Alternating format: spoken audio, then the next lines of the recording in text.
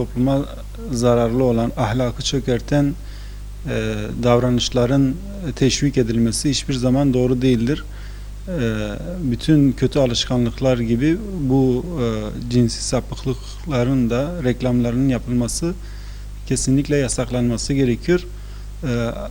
Yani ayrıca zaten bunların derneklerinin de var olmaması gerekiyor. Müslüman bir ülkede, halkının çoğunun Müslüman olduğu bir ülkede bu şekil derneklerin olması bile bir fecaat, büyük bir problemdir. Bu insanların halka etkisi kendi gördüğümüz kadarıyla insanlar bunlardan rahatsız, halkımız rahatsız.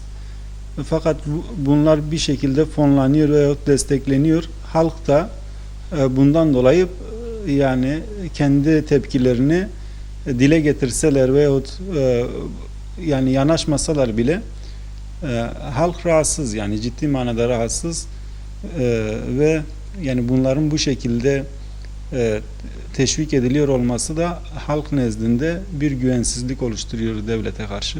Halkı Müslüman olan bir ülkede bu şekil davranışların teşvik edilmesi genç neslin, özellikle genç neslin ve boşlukta olan insanlar üzerinde büyük bir tahribata sebep oluyor. Şimdi Z kuşağı denilen zevk peşinde koşan insanlar arayış içerisinde ve uyuşturucu madde bağımlılıkları, bu şekil sapkınlıklar o arayışlarda bir çare olarak görülebiliyor. Onlara yönelim olabiliyor. Bu da gençler üzerinde, gençlerin maneviyatı üzerinde ciddi manada sıkıntılara sebep oluyor. Sadece bir derneğin veyahut bir kurumun, bir camianın bu konuda adım atması yeterli değildir. Bütün Müslümanların bu konuda hazırlıklar yapıp bu sapkınlığın ortadan kalkması için ne gerekiyorsa bunu Müslümanlar bir araya gelip düşünüp istişare edip bir program çıkartıp buna göre bir çalışma programı önlerine koymaları gerekiyor. Devletin temel görevi toplumun akıl, nesil, inanç hürriyetini muhafaza etmesidir.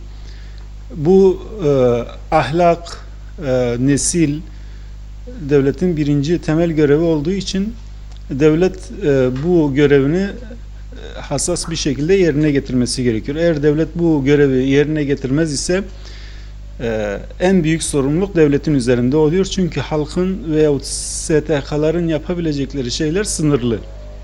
Fakat devlet güç kullanabilen, yasa çıkarabilen, kanun koyabilen ve bunun uygulanması için de kolluk kuvvetleriyle desteklenen bir yapı olduğu için en büyük sorumluluk devletin üzerindedir. Avrupa özellikle yani bu konuda çok büyük sorumluluklar, çok büyük problemler yaşıyor. Biz de aynı duruma düşmememiz gerekiyor.